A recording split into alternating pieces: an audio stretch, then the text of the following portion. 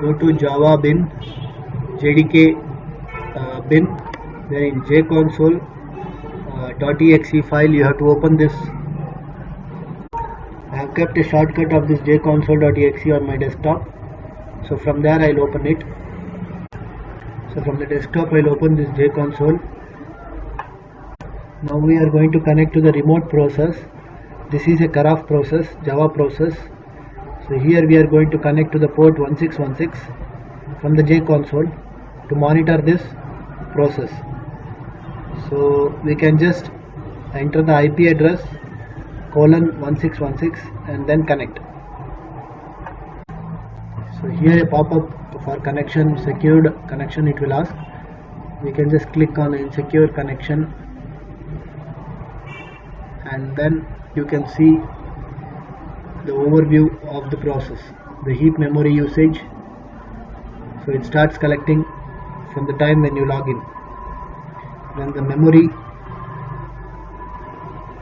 then you can see the different threads and different classes and the beans.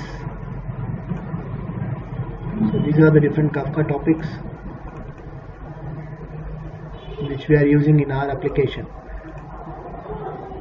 So this is how we can connect from jconsole to any of the Java process like Karaf, where the JMX port will be enabled in the Java code. So now we log in into the machine where this process is running and check the process.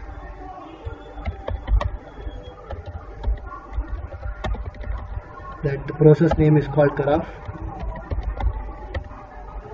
So this is the process from which the jconsole we are connecting to the port 1616. So we can see that the JMX remote port which is enabled in this process is 1616.